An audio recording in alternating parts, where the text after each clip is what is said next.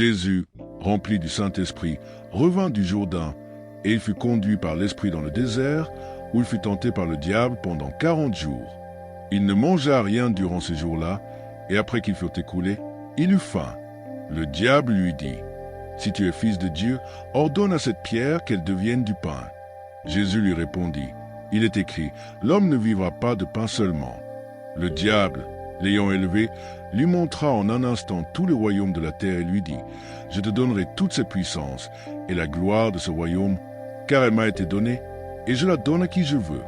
Si donc tu te prosternes devant moi, elle sera toute à toi. » Jésus lui répondit, « Il est écrit, tu adoreras le Seigneur, ton Dieu, et tu le serviras lui seul. » Le diable le conduisit encore à Jérusalem, le plaça sur le haut du temple et lui dit, « Si tu es fils de Dieu, jette-toi d'ici en bas, car il est écrit, il donnera des ordres à ses anges à ton sujet, afin qu'ils te gardent, et ils te porteront sur les mains, de peur que ton pied ne heurte contre une pierre. » Jésus lui répondit, « Il est dit, tu ne tenteras point le Seigneur, ton Dieu. » Après l'avoir tenté de toutes ses manières, le diable s'éloigna de lui jusqu'à un moment favorable. Jésus, revêtu de la puissance de l'Esprit, retourna en Galilée, et sa renommée se répandit dans tout le pays d'alentour. Il enseignait dans les synagogues, et il était glorifié par tous. Il se rendit à Nazareth, où il avait été élevé, et selon sa coutume, il entra dans la synagogue le jour du sabbat. Il se leva pour faire la lecture, et on lui remit le livre du prophète Ésaïe. L'ayant déroulé, il trouva l'endroit où il était écrit, « L'Esprit du Seigneur est sur moi, parce qu'il m'a oint pour annoncer une bonne nouvelle aux pauvres. Il m'a envoyé pour guérir ceux qui ont le cœur brisé, pour proclamer aux captifs la délivrance et aux aveugles le recouvrement de la vue, pour renvoyer libres les opprimés, pour publier une année de grâce du Seigneur. » Ensuite, il roula le livre, le remit au serviteur et s'assit.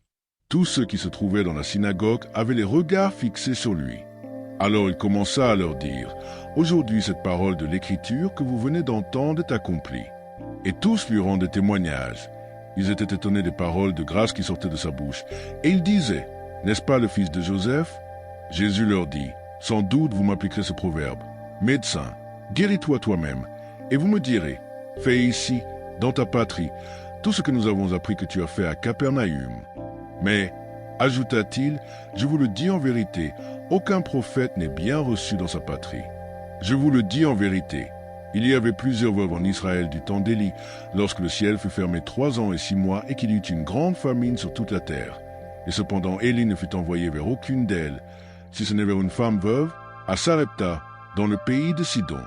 Il y avait aussi plusieurs lépreux en Israël du temps d'Élisée, le prophète, et cependant aucun d'eux ne fut purifié, si ce n'est Naaman le Syrien. Ils furent tous remplis de colère dans la synagogue lorsqu'ils entendirent ces choses. Et s'étant levés, ils le chassèrent de la ville et le menèrent jusqu'au sommet de la montagne sur laquelle leur ville était bâtie, afin de le précipiter en bas. Mais Jésus, passant au milieu d'eux, s'en alla. Il descendit à Capernaüm, ville de la Galilée, et il enseignait le jour du sabbat. On était frappé de sa doctrine, car il parlait avec autorité. Il se trouva dans la synagogue un homme qui avait un esprit de démon impur, et qui s'écria d'une voix forte, « Ah, qu'y a-t-il entre nous et toi, Jésus de Nazareth? Tu es venu pour nous perdre. Je sais qui tu es, le Saint de Dieu. » Jésus le menaça, disant, « Tais-toi et sors de cet homme. » Et le démon le jeta au milieu de l'assemblée et sortit de lui, sans lui faire aucun mal.